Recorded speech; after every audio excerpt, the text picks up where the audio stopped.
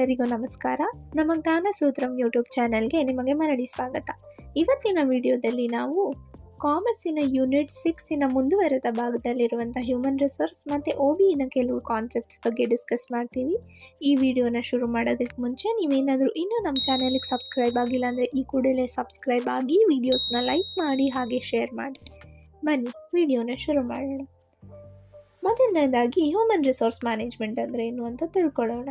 Human resource management ಅಂದರೆ it is the process of acquiring, recruiting, selecting, training, uprising, compensating and attaining labour relations, health, safety and fairness concern. ಅಂದರೆ ಕಂಪನಿಯಲ್ಲಿ ಟ್ಯಾಲೆಂಟನ್ನು ಅಥವಾ human ರಿಸೋರ್ಸನ್ನು acquire ಮಾಡ್ಕೊಳ್ಳೋದು, recruit ಮಾಡ್ಕೊಳ್ಳೋದು, ಅದಾದಮೇಲೆ ಅವ್ರನ್ನ select ಮಾಡಿ ಟ್ರೈನಿಂಗ್ ಕೊಟ್ಟು ಅವ್ರಿಗೆ ಕಾಂಪನ್ಸೇಷನ್ ಕೊಟ್ಟು ಅವರ ಪರ್ಫಾರ್ಮೆನ್ಸನ್ನು ಅಪ್ರೈಸ್ ಮಾಡಿ ಕಡೆಗೆ ಅವ್ರಿಗೆ ಲೇಬರ್ ಲಾಸ್ ಏನಿದೆ, ಹೆಲ್ತ್ ಆ್ಯಂಡ್ ಸೇಫ್ಟಿ ಮೆಷರ್ಸ್ ಏನಿದೆ, ಈ ಎಲ್ಲ ನೋಡೋ ಕಂಪ್ಲೀಟ್ ಪ್ರೋಸೆಸ್ಸನ್ನು ನಾವು ಹ್ಯೂಮನ್ ರಿಸೋರ್ಸ್ ಮ್ಯಾನೇಜ್ಮೆಂಟ್ ಅಂತ ಹೇಳಿ ಕರಿತೀವಿ. ಹಾಗಾದರೆ ಹ್ಯೂಮನ್ ರಿಸೋರ್ಸ್ ಮ್ಯಾನೇಜ್ಮೆಂಟಿನ ಫಂಕ್ಷನ್ಸ್ ಏನೇನು ಅಂತ ಅಂದರೆ, ಒಂದು ರೆಕ್ರೂಟ್ಮೆಂಟ್ ಆ್ಯಂಡ್ ಸೆಲೆಕ್ಷನ್. ರೆಕ್ರೂಟ್ಮೆಂಟ್ ಮಾಡ್ಕೊಳ್ಳೋಕ್ಕೆ, ಸೆಲೆಕ್ಷನ್ ಮಾಡ್ಕೊಳ್ಳೋಕ್ಕೆ ಇದರ ಮೊದಲನೇ ಫಂಕ್ಷನ್ ಆಗಿದೆ. ನಂತರ ಟ್ರೈನಿಂಗ್ ಆ್ಯಂಡ್ ಡೆವಲಪ್ಮೆಂಟ್, ಎಂಪ್ಲಾಯೀಸನ್ನು ಟ್ರೈನ್ ಮಾಡೋದಕ್ಕೆ, ಅವ್ರನ್ನ ವರ್ಕ್ಗೆ ರೆಡಿಯಾಗಿ ಡೆವಲಪ್ ಮಾಡೋದು ಒಂದು ಪ್ರೋಸೆಸ್ಸು ಇನ್ನೊಂದು ಫಂಕ್ಷನ್ ಆಗಿದೆ. ಇನ್ನೊಂದು ಪರ್ಫಾರ್ಮೆನ್ಸ್ ಅಪ್ರೈಸಲ್, ಅವ್ರು ಮಾಡಿರುವಂಥ ಪರ್ಫಾರ್ಮೆನ್ಸನ್ನು ಆ್ಯಕ್ಚುಯಲ್ ಪರ್ಫಾರ್ಮೆನ್ಸ್ ಜೊತೆ ಕಂಪೇರ್ ಮಾಡಿ ಅವರ ಪರ್ಫಾರ್ಮೆನ್ಸನ್ನು ಅಪ್ರೈಸ್ ಮಾಡುವಂಥ ಪ್ರೋಸೆಸ್ಸು ಮುಂದಿನ ಫಂಕ್ಷನ್ನು. ಆಮೇಲೆ ಎಂಪ್ಲಾಯಿ ವೆಲ್ಫೇರ್, ಎಂಪ್ಲಾಯೀಸ್ಗೆ ಬರೀ ವರ್ಕಿಂಗ್ ಎನ್ವೈರನ್ಮೆಂಟ್ ಚೆನ್ನಾಗಿರೋದು, ಅವರ ಹೆಲ್ತ್ ಆ್ಯಂಡ್ ಸೇಫ್ಟಿ ಮೆಷರ್ಸ್ ಬಗ್ಗೆ ನೋಡೋದು, ಇದೆಲ್ಲನೂ ಸಹ ಎಂಪ್ಲಾಯಿ ವೆಲ್ಫೇರ್ ಅಂಡರಲ್ಲಿ ಬರುತ್ತೆ. ಅದಾದಮೇಲೆ ಲೇಬರ್ ರಿಲೇಷನ್ಸ್ ಆದಮೇಲೆ ಬರೋದು ವೇಜಸ್ ಆ್ಯಂಡ್ ಸ್ಯಾಲರಿ ಅಡ್ಮಿನಿಸ್ಟ್ರೇಷನ್, ಹಾಗೇನೇನೇ HRP ಪ್ಲ್ಯಾನಿಂಗ್ ಆಗಿರಬಹುದು. ಇದೆಲ್ಲನೂ ಸಹ ಹ್ಯೂಮನ್ ರಿಸೋರ್ಸ್ ಮ್ಯಾನೇಜ್ಮೆಂಟಿನ ಕೆಲವೊಂದು ಫಂಕ್ಷನ್ಸ್ ಆಗಿವೆ. ಇನ್ನು ಮುಂದಿನ concept human resource planning. Human resource planning ಅಂತ ಅಂದರೆ the process of forecasting organisation HR requirements and developing strategies to fulfil such requirements in order to achieve organisation goals. ಅಂದರೆ ಈಗ ನಮ್ಮ ಆರ್ಗನೈಸೇಷನಲ್ಲಿ ಎಷ್ಟು ಹ್ಯೂಮನ್ ರಿಸೋರ್ಸ್ ಬೇಕು, ನಮಗೆ ಆ ರಿಕ್ವೈರ್ಮೆಂಟ್ ಎಷ್ಟಿದೆ ಅನ್ನುವಂಥದ್ದನ್ನ ಫೋರ್ಕಾಸ್ಟ್ ಮಾಡಿ ಅದಕ್ಕೆ ಕೆಲವೊಂದು ಸ್ಟ್ರಾಟಜೀಸ್ನ ಮಾಡಬೇಕು. ಏನಕ್ಕೆ ಸ್ಟ್ರಾಟಜೀಸ್ ಮಾಡಬೇಕು ಅಂತ ಅಂದರೆ ಆ ವೇಕೆಂಟ್ ಪೊಸಿಷನನ್ನು ಫಿಲ್ ಮಾಡೋದಕ್ಕೆ ಮತ್ತು ನಮ್ಮ ಆರ್ಗನೈಸೇಷನ್ ಗೋಲ್ಸನ್ನು ಅಚೀವ್ ಮಾಡೋದಕ್ಕೆ ನಾವೇನು ಪ್ಲ್ಯಾನ್ ಮಾಡ್ತೀವಲ್ಲ ಆ ಪ್ರೋಸೆಸ್ಸನ್ನು ಹ್ಯೂಮನ್ ರಿಸೋರ್ಸ್ ಪ್ಲ್ಯಾನಿಂಗ್ ಅಂತ ಹೇಳಿ ನಾವು ಕರಿತೀವಿ. ಇನ್ನು ಮುಂದಿನ concept recruitment and selection. Recruitment ಅಂದ್ರೇನು ಅಂತ ತಿಳ್ಕೊಳ್ಳೋಣ first. Recruitment is the process of identifying, attracting, screening, short listing and interviewing the potential candidates to fill job vacancies in the organisation. ಅಂತ ಅಂದರೆ ಇಲ್ಲಿ ನಾವು ಹ್ಯೂಮನ್ ರಿಸೋರ್ಸನ್ನು ಅಥವಾ ಒಂದು ಕ್ಯಾಂಡಿಡೇಟ್ಸನ್ನು ಐಡೆಂಟಿಫೈ ಮಾಡಿ ಅವರನ್ನು ಜಾಬಿಗೆ ಅಟ್ರ್ಯಾಕ್ಟ್ ಮಾಡಿ ನಂತರ ಸ್ಕ್ರೀನ್ ಔಟ್ ಮಾಡಿ ಶಾರ್ಟ್ ಲಿಸ್ಟ್ ಮಾಡಿ ಅವರನ್ನು ಕಡೆಗೆ ಇಂಟರ್ವ್ಯೂ ಮಾಡಿ ಕಂಪನಿಯಲ್ಲಿರುವಂಥ ವೇಕೆಂಟ್ ಪೊಸಿಷನ್ಸನ್ನು ಫಿಲ್ ಮಾಡಿಸೋವಂಥ ಪ್ರೋಸೆಸ್ಸನ್ನು ರೆಕ್ರೂಟ್ಮೆಂಟ್ ಅಂತ ಹೇಳಿ ಕರಿತೀವಿ. ಇದಾದಮೇಲೆ ಬರುವಂಥದ್ದು ಸೆಲೆಕ್ಷನ್ ಅಥವಾ ಟ್ಯಾಲೆಂಟ್ ಸೆಲೆಕ್ಷನ್ ಅಂತ ಹೇಳಿ ಕರಿತೀವಿ. ಇದನ್ನು it is the process of the company which uses to identify, assess and hire the best fit candidate for the open position. ಇರುವಂಥ ಪೊಸಿಷನ್ಗೆ ಬೆಸ್ಟ್ ಕ್ಯಾಂಡಿಡೇಟನ್ನು ನಾವು ಸೆಲೆಕ್ಟ್ ಮಾಡುವಂಥ ಪ್ರೋಸೆಸ್ಸನ್ನು ಸೆಲೆಕ್ಷನ್ ಅಂತ ಹೇಳಿ ಕರಿತೀವಿ. ಈ ಸೆಲೆಕ್ಷನ್ ಮಾಡಿದ ಮೇಲೆ ಏನು ಮಾಡಬೇಕು, ಅದೇ ನಮ್ಮ ಮುಂದಿನ concept training and development. Training ಅಂತ ಅಂದರೆ it is an educational activity within the organisation which is design to enhance skills, knowledge and ability of the employee. Training ಅನ್ನುವಂಥದ್ದು ಒಂದು ಎಜುಕೇಷನಲ್ ಆ್ಯಕ್ಟಿವಿಟಿ. ಏನಕ್ಕೆ ಈ ಟ್ರೈನಿಂಗ್ ಕೊಡಬೇಕು ಅಂತ ಅಂದರೆ ಹೊಸ ಎಂಪ್ಲಾಯಿಗೆ ಸ್ಕಿಲ್ಲನ್ನು, ನಾಲೆಡ್ಜನ್ನು, ಎಬಿಲಿಟಿಯನ್ನು ಎನ್ಹ್ಯಾನ್ಸ್ ಮಾಡಿ ವರ್ಕಿಗೆ ಅವ್ರಿಗೇನು ಬೇಕು ಅನ್ನುವಂಥ ಒಂದು ಟ್ರೈನಿಂಗ್ ಮಾಡೋದಕ್ಕೋಸ್ಕರ ಈ ಒಂದು ಆ್ಯಕ್ಟಿವಿಟಿ ಬೇಕಾಗುತ್ತೆ. ಇನ್ನು ಮುಂದೆ ಡೆವಲಪ್ಮೆಂಟ್ ಪ್ರೋಗ್ರಾಮ್ ಅಂತ ಅಂದರೆ ಆರ್ಗನೈಸೇಷನ್ ಅಲ್ಲಿ ಆಲ್ರೆಡಿ ಇರುವಂಥ ಎಂಪ್ಲಾಯೀಸ್ಗಳ ನಾಲೆಡ್ಜು, ಸ್ಕಿಲ್ಸ್, ಎಬಿಲಿಟೀಸ್ನ ಎನ್ಹ್ಯಾನ್ಸ್ ಮಾಡಿ ಅವರನ್ನು ಫ್ಯೂಚರಲ್ಲಿ ಲೀಡರ್ಶಿಪ್ ರೋಲ್ಸ್ಗೆ ನಾವು ರೆಡಿ ಮಾಡಬೇಕು. ಅದಕ್ಕೋಸ್ಕರ ಅವ್ರಿಗೆ problem solving skills, strategic thinking, people management ಈ ಥರದ ಕೆಲವೊಂದು ಡೆವಲಪ್ಮೆಂಟ್ ಪ್ರೋಗ್ರಾಮ್ಸ್ ಮಾಡುವಂಥ ಪ್ರೋಸೆಸ್ಸನ್ನು ಡೆವಲಪ್ಮೆಂಟ್ ಅಂತ ಹೇಳಿ ಕರಿತೀವಿ. ಇದಾದಮೇಲೆ ಬರುವಂಥ ಕಾನ್ಸೆಪ್ಟು ಸಕ್ಸೆಷನ್ ಪ್ಲ್ಯಾನಿಂಗ್ ಅಂತ. ಸಕ್ಸೆಷನ್ ಪ್ಲ್ಯಾನಿಂಗ್ ಅಂತ ಅಂದರೆ it is the proactive process to identify and develop the internal talent to fill critical leadership position and key roles when they are vacant.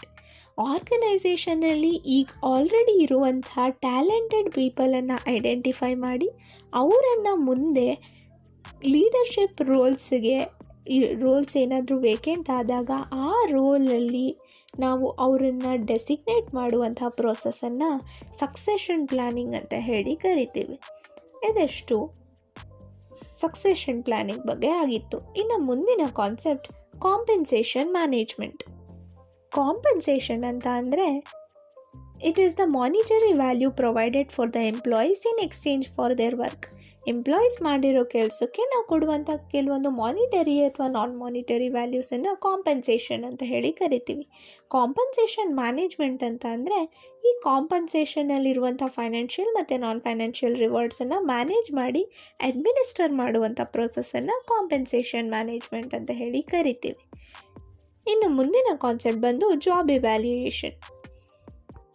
Job evaluation ಅಂತ ಅಂದರೆ it is the system or process used to determine the relative worth of different jobs in the organisation.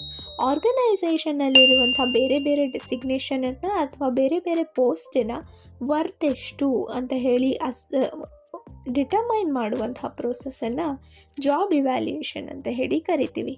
ಇದಾದಮೇಲೆ ಬರೋ ಮುಂದಿನ concept incentives ಮತ್ತು fringe benefits. Incentives ಅಂತ ಅಂದರೆ the additional reward to encourage employees to enhance productivity beyond minimum requirements. ಅಂದರೆ employees ತನ್ನ ವರ್ಕನ್ನು ಬಿಟ್ಟು ಎಕ್ಸ್ಟ್ರಾ ಅಡಿಷ್ನಲ್ ವರ್ಕ್ ಮಾಡಿದಾಗ ಅವರು ಕೊಡುವಂಥ ಅಡಿಷ್ನಲ್ ರಿವಾರ್ಡ್ಸನ್ನ ನಾವು ಇಲ್ಲಿ ಇನ್ಸೆಂಟಿವ್ಸ್ ಅಂತ ಹೇಳಿ ಕರಿತೀವಿ. ಇಲ್ಲಿ 2 ಥರದ ಇನ್ಸೆಂಟಿವ್ಸ್ ಬರ್ಬೋದು. ಒಂದು ಫೈನಾನ್ಷಿಯಲ್ ಇನ್ಸೆಂಟಿವ್ಸ್, ಇನ್ನೊಂದು ನಾನ್ ಫೈನಾನ್ಷಿಯಲ್ ಇನ್ಸೆಂಟಿವ್ಸ್. ಫೈನಾನ್ಷಿಯಲ್ ಇನ್ಸೆಂಟಿವ್ಸ್ ಅಂತ ಅಂದರೆ ನಾವು ಅದನ್ನು ಇಂಡಿವಿಜುವಲ್ ಇನ್ಸೆಂಟಿವ್ಸ್ ಆಗಿ ಕೊಡಬಹುದು, ಗ್ರೂಪ್ ಇನ್ಸೆಂಟಿವ್ಸ್ ಆಗಿ ಕೊಡಬಹುದು, ಪ್ರಾಫಿಟ್ ಶೇರಿಂಗ್ ಆಗಿ ಕೊಡಬಹುದು, ಬೋನಸ್ ಕೊಡ್ಬೋದು, ಕಮಿಷನ್ ಕೊಡಬಹುದು, ಎಕ್ಸ್ಪೆನ್ಸ್ ರೀಇಂಬರ್ಸ್ಮೆಂಟು, ಈ ಥರದ್ದನ್ನೆಲ್ಲ ಫೈನಾನ್ಷಿಯಲ್ ಇನ್ಸೆಂಟಿವ್ಸ್ ಅಂತ ಹೇಳಿ ಕರಿತೀವಿ. ಇನ್ನು ನಾನ್ ಫೈನಾನ್ಷಿಯಲ್ ಇನ್ಸೆಂಟಿವ್ಸ್ ಯಾವುದಪ್ಪ ಅಂತ ಅಂದರೆ ರೆಕಗ್ನಿಷನ್ನು, ಕರಿಯರ್ ಅಡ್ವಾನ್ಸ್ಮೆಂಟು ಮತ್ತು ಅವರಿಗೆ security benefits, health and safety measures, ಇದನ್ನೆಲ್ಲ ನಾವು ನಾನ್ ಫೈನಾನ್ಷಿಯಲ್ ಇನ್ಸೆಂಟಿವ್ಸ್ ಅಂತ ಹೇಳಿ ಕರಿತೀವಿ. ಇನ್ನು ಬೆನಿಫಿಟ್ಸ್ ಬಗ್ಗೆ ನೋಡೋದಾದರೆ ಈ ಎಂಪ್ಲಾಯಿ ಬೆನಿಫಿಟ್ಸಲ್ಲಿ ಕೆಲವೊಂದು ಮ್ಯಾಂಡೇಟರಿ ಟೈಪ್ಸ್ ಇದ್ದಾವೆ. ಆ ಟೈಪ್ಸಲ್ಲಿ ಬರುವಂಥ ಮೊದಲನೇ type mandatory benefits. Mandatory benefits ಯಾವುದ್ಯಾವುದಪ್ಪ ಅಂತ ಅಂದರೆ PF, ESI, gratuity, maternity leave ಇದೆಲ್ಲನೂ ಸಹ ಮ್ಯಾಂಡೇಟರಿ ಆಗಿರುತ್ತೆ. ಇನ್ನು ವಾಲಂಟರಿ ಆಗಿ ಯಾವುದ್ಯಾವುದಿರುತ್ತೆ ಅಂತ ಅಂದರೆ canteen, transportation facility, gym facility, health care facility, CL, SL ಇದೆಲ್ಲನೂ ಸಹ ವಾಲಂಟರಿ ಬೆನಿಫಿಟ್ಸ್ ಆಗಿರುತ್ತೆ. ಇದಿಷ್ಟೂ ಸಹ ಬೆನಿಫಿಟ್ಸ್ ಮತ್ತು ಇನ್ಸೆಂಟಿವ್ಸ್ ಬಗ್ಗೆ ಆಗಿತ್ತು. ಇನ್ನು ಮುಂದಿನ concept performance appraisal. Performance appraisal ಅಂತ ಅಂದರೆ it is a system of evaluation of employees job performance, competencies and overall contribution to the organisation. Employee job performance, ಎಷ್ಟು ಜಾಬನ್ನು ಪರ್ಫಾರ್ಮ್ ಮಾಡಿದ್ದಾನೆ, ಅವನ ಕಾಂಪಿಟೆನ್ಸಿ ಏನು ಮತ್ತು ಅವನ ಓವರಾಲ್ ಕಾಂಟ್ರಿಬ್ಯೂಷನ್ ಎಷ್ಟಿದೆ ಆರ್ಗನೈಸೇಷನ್ಗೆ ಅನ್ನೋದನ್ನು ಅಸೆಸ್ ಮಾಡೋದನ್ನು ಪರ್ಫಾರ್ಮೆನ್ಸ್ ಅಪ್ರೈಸಲ್ ಅಂತ ಹೇಳಿ ನಾವು ಕರಿತೀವಿ. ಇನ್ನು ಮುಂದಿನ ಕಾನ್ಸೆಪ್ಟ್ ಕಲೆಕ್ಟಿವ್ ಬಾರ್ಗೈನಿಂಗ್ ಅಂತ ಅಂದರೆ the negotiation between employer and trade union regarding wages ಮತ್ತು ವರ್ಕಿಂಗ್ ಕಂಡೀಷನ್ಸ್. ಎಂಪ್ಲಾಯರು ಮತ್ತು ಟ್ರೇಡ್ ಯೂನಿಯನ್ ಬಗ್ಗೆ ಆಗಿರುವಂಥ ಕೆಲವೊಂದು ನೆಗೋಸಿಯೇಷನ್ಸನ್ನು ಅಥವಾ ಅಗ್ರಿಮೆಂಟ್ಸನ್ನು ನಾವು ಕಲೆಕ್ಟಿವ್ ಬಾರ್ಗೇನಿಂಗ್ ಅಂತ ಹೇಳಿ ಕರಿತೀವಿ.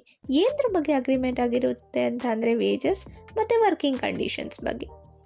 ಇದು ಮುಂದಿನ ಕಾನ್ಸೆಪ್ಟ್ ಯಾವುದಪ್ಪ ಅಂತ ಅಂದರೆ ವರ್ಕರ್ಸ್ ಪಾರ್ಟಿಸಿಪೇಷನ್ ಅಂತ ಅಂದರೆ the involvement in decision making, joint management council suggestion schemes, quality circles ಇದೆಲ್ಲದ್ರ ಬಗ್ಗೆ ವರ್ಕರ್ಸು ಇನ್ವಾಲ್ವ್ ಆಗುವಂತಹ ಪ್ರೋಸೆಸ್ಸನ್ನು ವರ್ಕರ್ಸ್ ಪಾರ್ಟಿಸಿಪೇಷನ್ ಅಂತ ಹೇಳಿ ನಾವು ಕರಿತೀವಿ.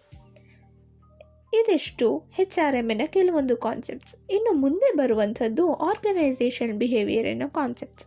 ಇದರಲ್ಲಿ ಬರುವಂತಹ ಮೊದಲನೇ ಟಾಪಿಕ್ ಯಾವುದು ಅಂತಂದರೆ ಪರ್ಸ್ನಾಲಿಟಿ ಅನ್ನೋದು ಯುನೀಕ್ ಸೈಕಾಲಜಿಕಲ್ ಟ್ರೈಟ್ಸ್. ಪ್ರತಿಯೊಬ್ಬ ಇಂಡಿವಿಜುವಲಲ್ಲಿರುವಂಥ ಯುನೀಕ್ ಅಥವಾ ಡಿಫ್ರೆಂಟ್ ಸೈಕಾಲಜಿಕಲ್ ಕ್ಯಾರೆಕ್ಟರಿಸ್ಟಿಕ್ಸನ್ನು ಪರ್ಸ್ನಾಲಿಟಿ ಅಂತ ಹೇಳಿ ನಾವು ಕರಿತೀವಿ. ಇದಾದಮೇಲೆ ಬರೋದು ಪರ್ಸೆಪ್ಷನ್ ಅಂತ ಅಂದರೆ the way they accept the thing ಅಥವಾ the process of interpreting sensory data. ಒಂದು ಡೇಟಾನ ಅವ್ರು ಹೇಗೆ ಇಂಟರ್ಪ್ರಿಟ್ ಮಾಡ್ತಾರೆ ಅನ್ನುವಂಥ ಪ್ರೋಸೆಸ್ಸನ್ನು ಪರ್ಸೆಪ್ಷನ್ ಅಂತ ಹೇಳಿ ಕರಿತೀವಿ. ಆ್ಯಟಿಟ್ಯೂಡ್ ಅಂತ ಅಂದರೆ the predisposition towards objects or people. ಒಂದು ಆಬ್ಜೆಕ್ಟಿಗೆ ಅಥವಾ ಪೀಪಲಿಗೆ ಅವ್ರು ತೋರಿಸೋ ಅಂಥ ರಿಯಾಕ್ಷನನ್ನು ಆ್ಯಟಿಟ್ಯೂಡ್ ಅಂತ ಹೇಳಿ ಕರಿತೀವಿ. ಇದಾದಮೇಲೆ ಎಮೋಷನ್ ಅನ್ನುವಂಥದ್ದು the effective state of influencing decision. ಯಾವುದೇ ಒಂದು ಆಬ್ಜೆಕ್ಟಿಗೆ ಅಥವಾ ಪೀಪಲ್ ಮೇಲೆ ಅವ್ರಿಗಿರುವಂತಹ ಫೀಲಿಂಗ್ಸನ್ನು ಎಮೋಷನ್ಸ್ ಅಂತ ಹೇಳಿ ಕರಿತೀವಿ. ಇದಾದಮೇಲೆ ಬರೋದು ಗ್ರೂಪ್ ಡೈನಾಮಿಕ್ಸ್ ಅಂತ ಅಂದರೆ the interaction of people in group, norms, roles and cohesiveness. ಗ್ರೂಪಲ್ಲಿ ಇರುವಂಥ ಪೀಪಲಿನ ಮಧ್ಯೆ ಇರುವಂಥ ರೋಲ್ಸು, ರೆಸ್ಪಾನ್ಸಿಬಿಲಿಟೀಸು, ಅವರೆಲ್ಲರ ಇಂಟರ್ಯಾಕ್ಷನನ್ನು ಗ್ರೂಪ್ ಡೈನಾಮಿಕ್ಸ್ ಅಂತ ಹೇಳಿ ಕರಿತೀವಿ. ಮುಂದೆ ಪವರ್ ಆ್ಯಂಡ್ ಪಾಲಿಟಿಕ್ಸ್. ಇದನ್ನು ನಾವೇನಂತೀವಿ ಅಂತ ಅಂದರೆ the use of influence to achieve ಗೋಲ್ಸನ್ನು ಅಚೀವ್ ಮಾಡೋದಕ್ಕೆ ಇನ್ಫ್ಲುಯೆನ್ಸನ್ನು ಹೇಗೆ ಯೂಸ್ ಮಾಡ್ತೀವಿ ಅನ್ನೋದು ಪವರ್ ಆ್ಯಂಡ್ ಪಾಲಿಟಿಕ್ಸ್ ಆಗಿರುತ್ತೆ. ಇನ್ನು ಕಾನ್ಫ್ಲಿಕ್ಟ್ಸ್ ಅಂದರೆ ಡಿಫ್ರೆನ್ಸ್ ಇನ್ ಒಪಿನಿಯನ್. ಒಂದು ಆರ್ಗನೈಸೇಷನ್ ಅಂದರೆ ಡಿಫ್ರೆನ್ಸ್ ಇನ್ ಒಪಿನಿಯನ್ ಇರುತ್ತೆ. ಆ ಡಿಫ್ರೆನ್ಸ್ ಇನ್ ಒಪಿನಿಯನನ್ನು ಕಾನ್ಫ್ಲಿಕ್ಟ್ಸ್ ಅಂತ ಹೇಳಿ ಕರಿತೀವಿ. ನೆಗೋಸಿಯೇಷನ್ಸ್ ಅಂದರೆ ಕೆಲವೊಂದು ಅಗ್ರಿಮೆಂಟ್ಸ್. ಈಗ ಎರಡು ಪಾರ್ಟೀಸು ವಿನ್ ಆಗಬೇಕು ಅನ್ನೋ ಸಿಚುವೇಷನಲ್ಲಿ ಕಾಂಪ್ರಮೈಸ್ ಆಗದ ಈ ಒಂದು ಪ್ರೋಸೆಸ್ಸನ್ನು ನೆಗೋಸಿಯೇಷನ್ ಅಂತ ಹೇಳಿ ಕರಿತೀವಿ. ಸ್ಟ್ರೆಸ್ ಮ್ಯಾನೇಜ್ಮೆಂಟ್ ಅಂತ ಅಂದರೆ ವರ್ಕ್ ಲೈಫ್ ಬ್ಯಾಲೆನ್ಸೇ ಇಲ್ಲಿ ಬರುತ್ತೆ. ಹೇಗೆ ನಾವು ಆರ್ಗನೈಸೇಷನಲ್ಲಿರುವಂಥ ಸ್ಟ್ರೆಸ್ನ ಅಥವಾ ಪರ್ಸ್ನಲ್ ಲೈಫಲ್ಲಿರುವಂಥ ಸ್ಟ್ರೆಸ್ಸನ್ನು ಮ್ಯಾನೇಜ್ ಮಾಡ್ತೀವಿ ಅನ್ನೋದು ಸ್ಟ್ರೆಸ್ ಮ್ಯಾನೇಜ್ಮೆಂಟ್ ಆಗಿರುತ್ತೆ. ಇನ್ನು ಆರ್ಗನೈಸೇಷನ್ ಕಲ್ಚರ್ ಅಂತ ಅಂದರೆ the shared beliefs, values and rituals. ಆರ್ಗನೈಸೇಷನಲ್ಲಿರುವಂಥ ಕೆಲವೊಂದು ಬಿಲೀಫ್ಸು, ಪ್ರಾಕ್ಟೀಸಸ್ಸು, ವ್ಯಾಲ್ಯೂಸು, ರಿಚುವಲ್ಸ್ ಇದೆಲ್ಲನೂ ಸಹ ಆರ್ಗನೈಸೇಷನ್ ಕಲ್ಚರ್ ಅಂತ ಹೇಳಿ ಕರಿತೀವಿ. ಆರ್ಗನೈಸೇಷನ್ ಡೆವಲಪ್ಮೆಂಟ್ ಅಂತ ಅಂದರೆ it is the planned change for effectiveness. ಆರ್ಗನೈಸೇಷನ್ನಿನ ಎಫೆಕ್ಟಿವ್ನೆಸ್ಸನ್ನು ಇಂಪ್ರೂವ್ ಮಾಡೋದಕ್ಕೋಸ್ಕರ ಕೆಲವೊಂದು ಪ್ಲ್ಯಾನ್ಡ್ ಚೇಂಜನ್ನು ತರ್ತೀವಿ. ಆ ಚೇಂಜನ್ನು ಆರ್ಗನೈಸೇಷನಲ್ ಡೆವಲಪ್ಮೆಂಟ್ ಅಂತ ಹೇಳಿ ಕರಿತೀವಿ. ಇನ್ನು ಆರ್ಗನೈಸೇಷನ್ ಚೇಂಜ್ ಅಂತ ಅಂದರೆ inevitable change in the organisation. ಕೆಲವೊಂದು ಸತಿ ಆರ್ಗನೈಸೇಷನ್ ಪ್ಲ್ಯಾನ್ ಮಾಡ್ದಲೇ ಸಹ inevitably through the business environment ಏನೋ ಒಂದು ಫ್ಯಾಕ್ಟರ್ ಇನ್ಫ್ಲುಯೆನ್ಸ್ ಆಗೋದ್ರಿಂದ ಇನ್ನೆವಿಟಬಲ್ ಆಗಿ ಚೇಂಜ್ ಆಗಲೇಬೇಕಾಗಿರುತ್ತೆ. ಆ ಚೇಂಜನ್ನು ಆರ್ಗನೈಸೇಷನಲ್ ಚೇಂಜ್ ಅಂತ ಹೇಳಿ ಕರಿತೀವಿ.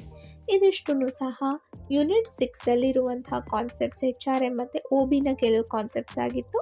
ಇಲ್ಲಿಗೆ ಯೂನಿಟ್ 6 ಕಂಪ್ಲೀಟ್ ಆಗುತ್ತೆ. ಮುಂದಿನ ವಿಡಿಯೋದಲ್ಲಿ ನಾವು ಮುಂದೆ ಇರುವಂಥ ಚಾಪ್ಟರ್ಸ್ ಬಗ್ಗೆ ನಿಮಗೆ ಕಂಪ್ಲೀಟ್ ಡೀಟೇಲ್ಸ್ನ ಕೊಡ್ತಾ ಹೋಗ್ತೀವಿ. ಈ ವಿಡಿಯೋ ಏನಾದರೂ ಇಷ್ಟ ಆಗಿದ್ದರೆ ನೀವು ವಿಡಿಯೋನ ಲೈಕ್ ಮಾಡಿ, ಶೇರ್ ಮಾಡಿ, ಹಾಗೆ ಸಬ್ಸ್ಕ್ರೈಬ್ ಆಗಿ.